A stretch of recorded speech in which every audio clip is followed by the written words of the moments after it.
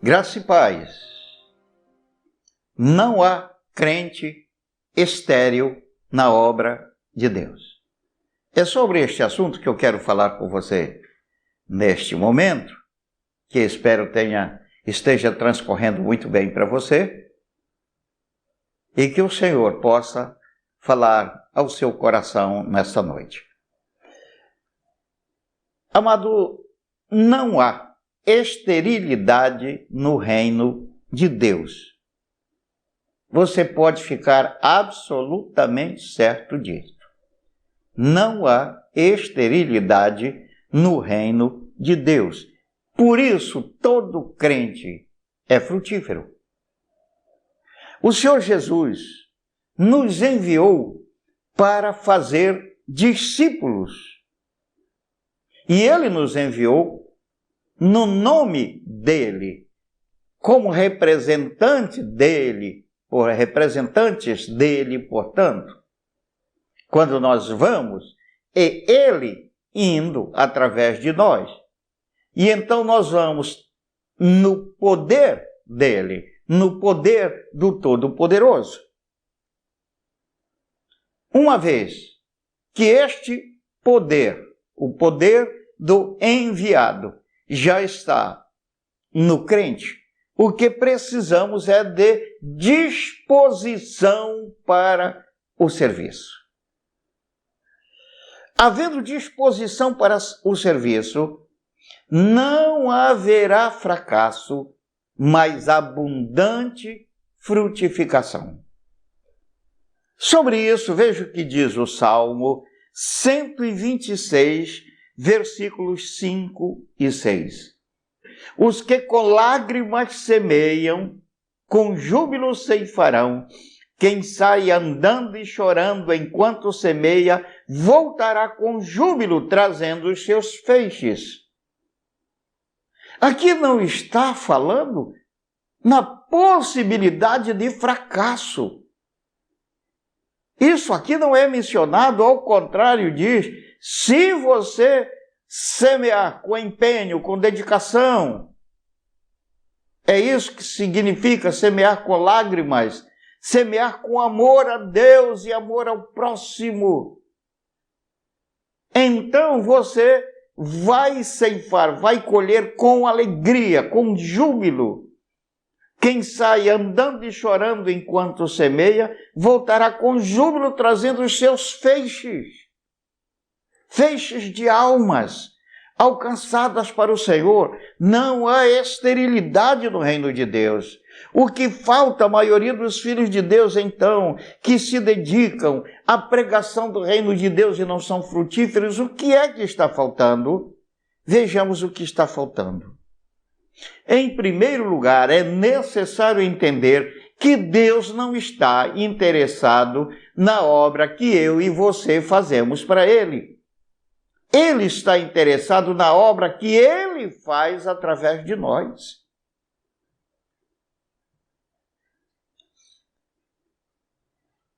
Amados, se fizermos a obra sem meditar na palavra de Deus com empenho, ouvir, estudar e meditar na palavra de Deus com empenho, com dedicação, com esforço, e se não orarmos de todo o nosso coração, com todo o fervor, para colocar o Espírito Santo em nossas atividades, e especialmente em nossas atividades de ganhar vidas e fazer discípulos, nós não teremos a unção que é absolutamente necessária para ganhar vidas e fazer discípulos. A unção necessária para sermos frutíferos. Você está percebendo onde é que está o problema? Queremos sair e nos dedicar a semear para colher almas. Fazemos isso até com grande esforço e dedicação. No entanto, não fazemos isso na unção do Senhor, na unção do Espírito. Fazemos isso na força do nosso braço. Vamos fazer isso na unção do Espírito quando nós oramos, e oramos dedicadamente, e com fervor. E quando nós meditamos na palavra, ao meditar na palavra você ganha fé. Sem fé é impossível agradar a Deus. E ao orar, você coloca em ação o Espírito Santo. E se você não ora, você estará operando na carne, e na carne você não pode prevalecer na obra do Senhor. Por isso, para ser frutífero, é necessário ouvir, estudar e meditar a palavra de Deus diariamente, com todo esforço, com todo empenho, e orar também. Orar para valer, a fim de obter unção. E assim seremos frutíferos. De modo que você, irmão, somente será frutífero na obra se você se dedica com empenho à palavra e à oração. Não tente ir por outro caminho que você não conseguirá. Você observa esses homens de Deus, ganhadores de almas, converse com algum deles e pergunte se há possibilidade de ser um ganhador de vidas sem a palavra de Deus e sem oração. E uma vez cheio de unção, saia para ganhar vidas e fazer discípulos, e então você será fecundo na obra de Deus. Veja o que o profeta Isaías fala no capítulo 59, os 2 últimos versículos, Isaías 59, versículo 20. Virá o Redentor a Sião e aos de Jacó que se converterem, diz o Senhor. Nós precisamos converter primeiramente o nosso coração como? É aquilo que nós chamamos de arrependimento de pecados. Decidir viver para Deus em vez de viver para nós mesmos.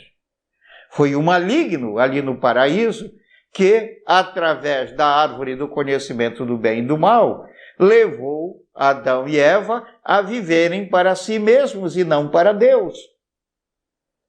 E eles, enganados pela serpente, que lhes dizia que seriam como deuses, sem Deus, sem o Deus verdadeiro, seriam como deuses, se tão somente se deixasse levar pelo seu conhecimento do bem e do mal.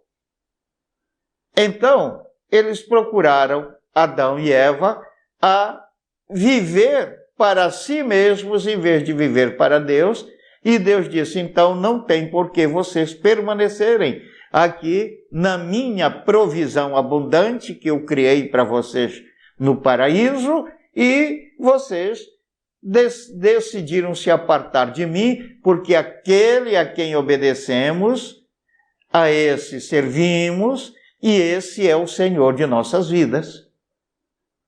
Então, eles não puderam permanecer. E diz aqui, o versículo, virá o Senhor a Sião e os de Jacó que se converterem, diz o Senhor.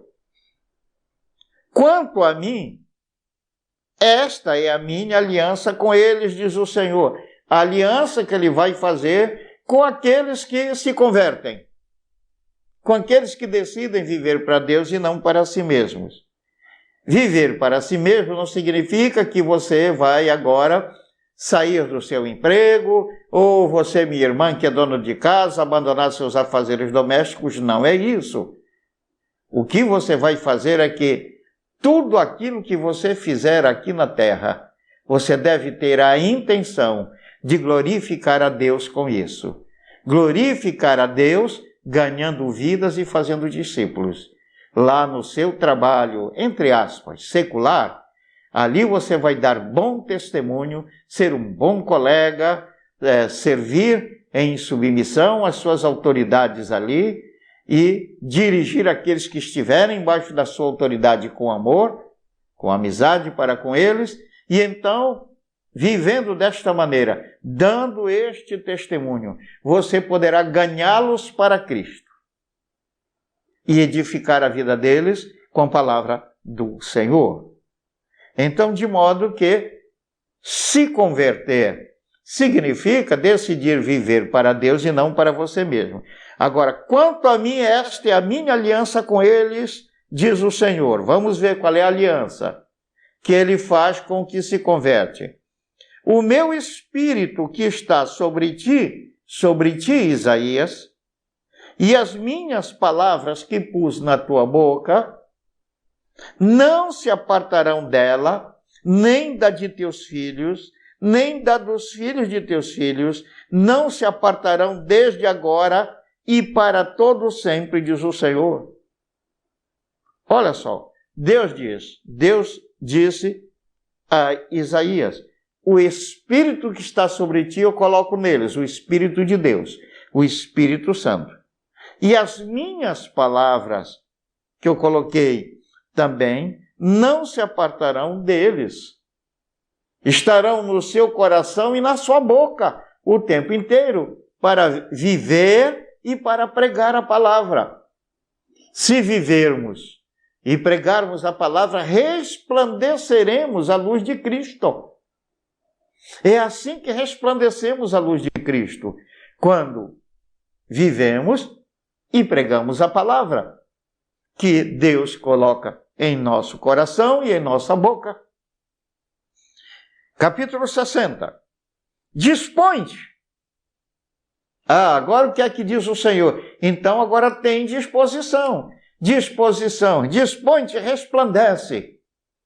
O que Deus está querendo dizer? Te dispõe, te levanta para pregar, para viver o Evangelho e pregar o Evangelho. Antes é preciso conhecer, é preciso diariamente ouvir, estudar e meditar na palavra de Deus com afinco e então pregar a palavra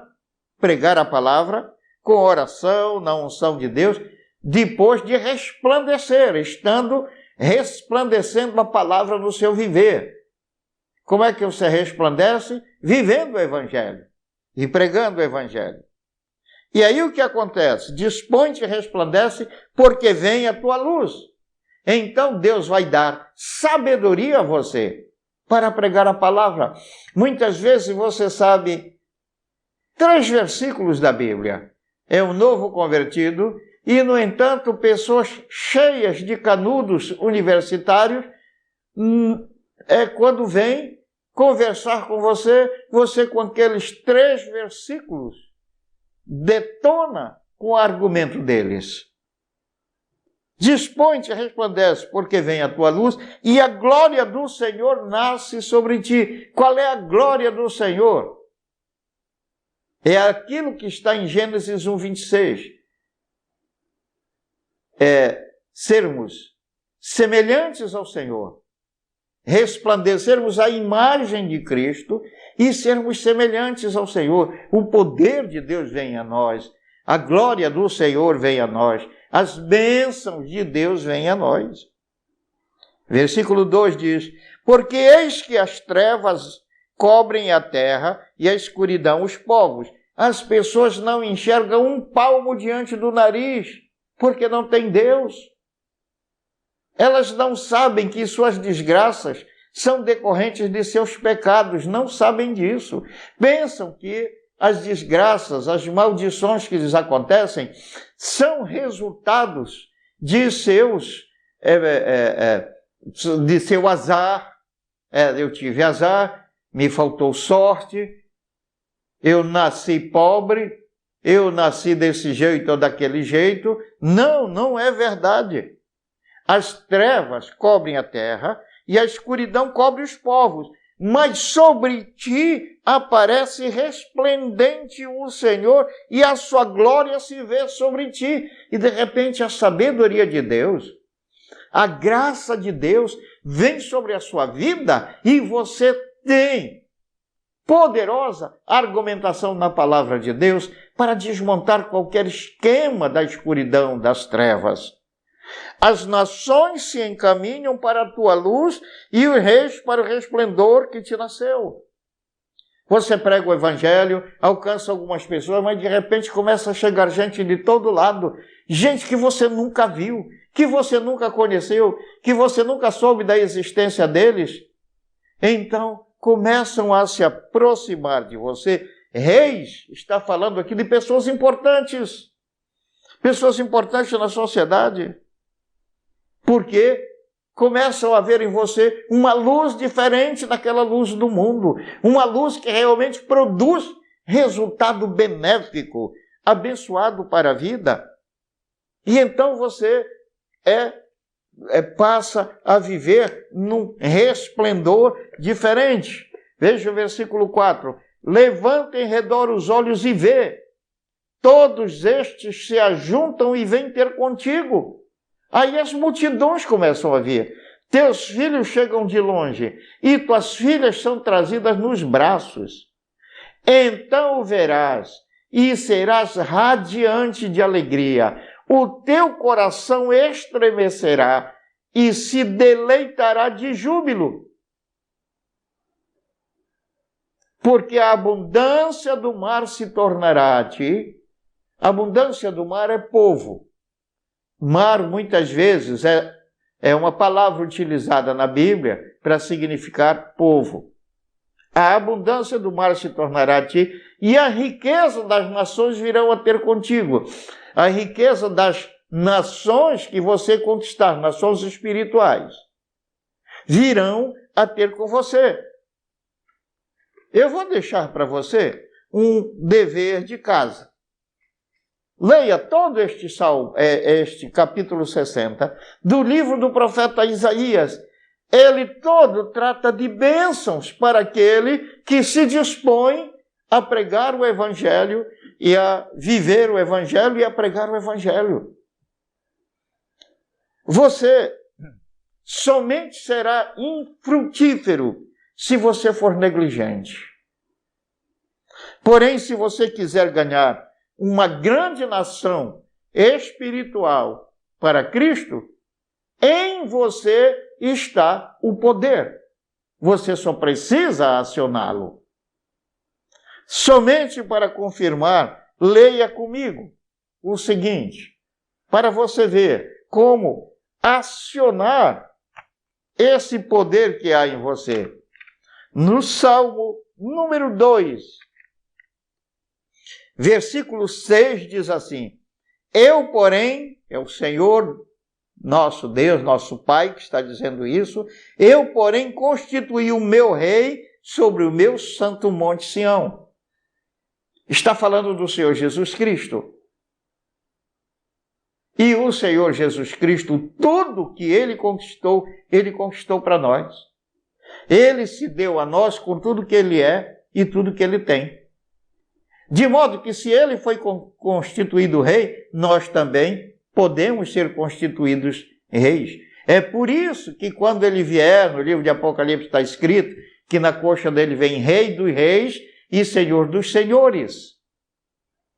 Rei é o que tem uma nação, um povo, e Senhor é aquele que tem posses, tem territórios.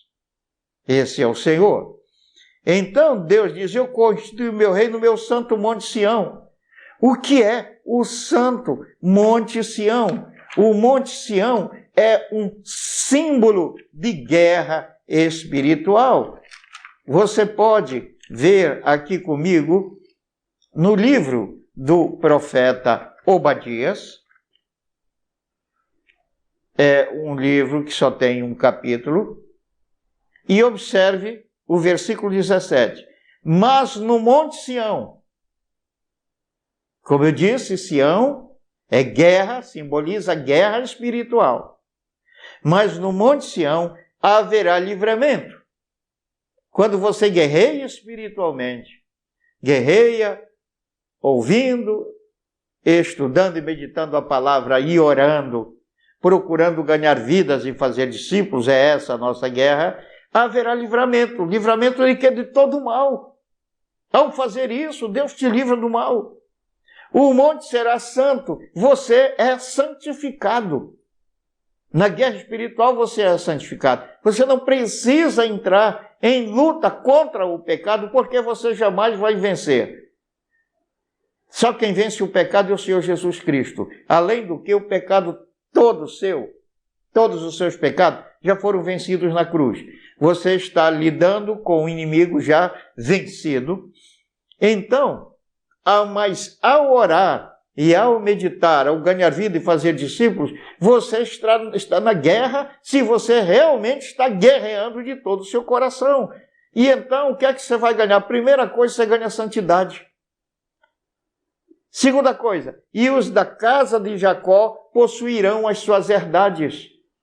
Veja que nem sequer falou da casa de Israel, porque Israel era o Jacó que era torto, que era errado e que foi devidamente corrigido pelo Senhor, foi devidamente tratado pelo Senhor e se tornou um homem de Deus semelhante ao Senhor. A própria palavra Israel significa aquele que é semelhante a Deus.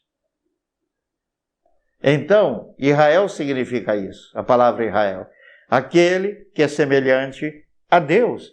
É quando você conquista a semelhança, é quando você expressa, porque essa semelhança já está em você, mas você quando passa a expressar. Quando é que você vai expressar? Quando? Por meio da guerra espiritual. Então você será livrado do mal, você será santificado e vai possuir as suas herdades. Você é herdeiro com Cristo, é co-herdeiro com Cristo. O tudo de Deus lhe pertence. E isto vai vir para as suas circunstâncias mediante a guerra espiritual, irmão. Agora, o que falta então à maioria dos filhos de Deus que se dedicam à pregação do Evangelho e não são frutíferos, é justamente isto que acabamos de mostrar. Por isso, para ser frutífero, é necessário meditar na palavra de Deus e orar diariamente com todo empenho e com fervor. Você só será infrutífero se for negligente. Mas se for operoso, trabalhador na obra, se for diligente, guerreiro na guerra espiritual, você constituirá nações espirituais, porque esta é a bênção que Deus deu a Abraão e a sua descendência. As bênçãos de Abraão foram para a sua descendência. No capítulo 17 de Gênesis fala isso. Eu te constituí por pai de numerosas nações. Você foi constituído por pai de numerosas nações. Por que por pai? Porque elas serão geradas espiritualmente de você por meio da sua fé e por meio da sua oração, da guerra espiritual. Fique com Deus, você que é crente em Cristo Jesus, você é frutífero. Em nome de Jesus, amém. Se você gostou desse vídeo, deixe seu like, inscreva-se no canal, ative o sininho e compartilhe este vídeo. O link para o e-book Orientações Bíblicas Básicas está na descrição deste vídeo. Acesse e tenha uma ótima ferramenta para o fortalecimento na fé e no conhecimento das Sagradas Escrituras.